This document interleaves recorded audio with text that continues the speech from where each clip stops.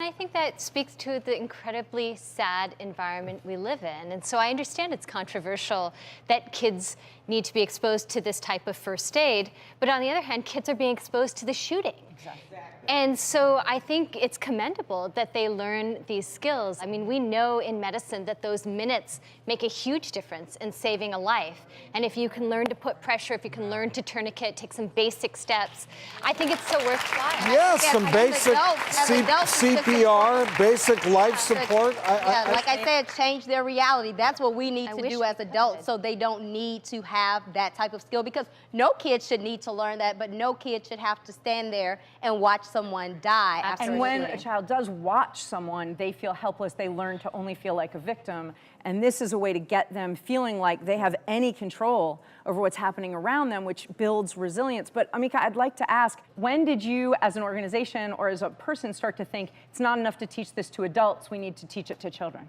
Early on. I'm a mother. My children were some of the first to be trained.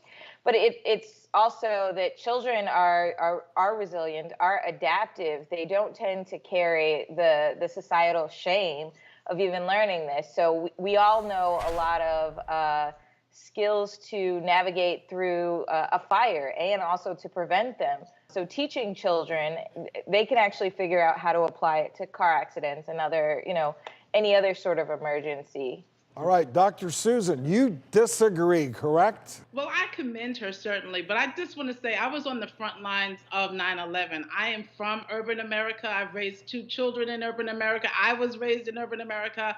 As a pastor for 3 decades, I saw a lot of drama, but I also know the trauma that accompanies it. And there are people who are still suffering from 9/11.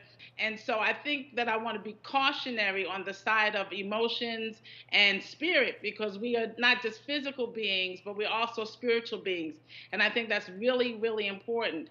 I also think it's important for the teachers who are supposed to be the protectors of our children to learn these things as well, so that our children can have some safe space in life.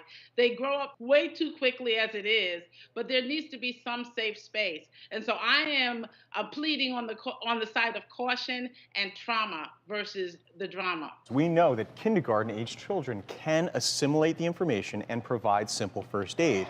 We know that through many studies, and there have been so many stories where a child has been the first responder. Here's the thing, though. We know that they can do it. The question now is, should they do it? Because my concern is, as a child psychiatrist, is understanding child development and the way the mind develops.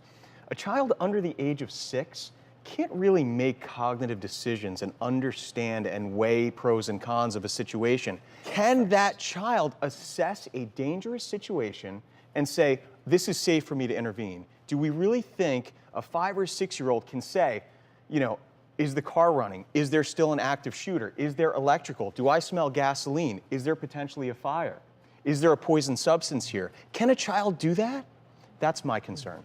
And I totally understand that concern, but in most of these instances, unfortunately, the child's going to be there anyway, and there's some real damage to watching that person bleed and not trying to do anything. And I don't mean we should blame that child. I mean that they get to say, that's a very good point. I have agency, I can try to help. But part of the training should be trying to tell the child that, in certain situations, if you don't feel safe, hide. Yeah. Or teach them how to get help. Well, that's the first part of any emergency care is get help, and I'm sure that they emphasize that very strongly. But I don't think I have a problem with knowing some basic first aid. I understand. The problem we have is that this is even necessary, that this is a conversation. Everyone has a problem with that. Horrific. But if we can then put a little bit of resilience back in those kids' hands to say, Mr. Rogers always said, when something terrible happens, look for the helpers. And in that same way, teaching kids that they can be a helper instead of just that they're like just watching like it's a movie, but it's not. It's someone they care about or someone who's just next to them. I think has psychological positive impact. I understand your point, though, about how it's very traumatic to kids if they get involved and they have PTSD like first responders, like you mentioned. But I guess I'm wondering also, wouldn't they have PTSD if they watch someone bleed out and they're completely helpless?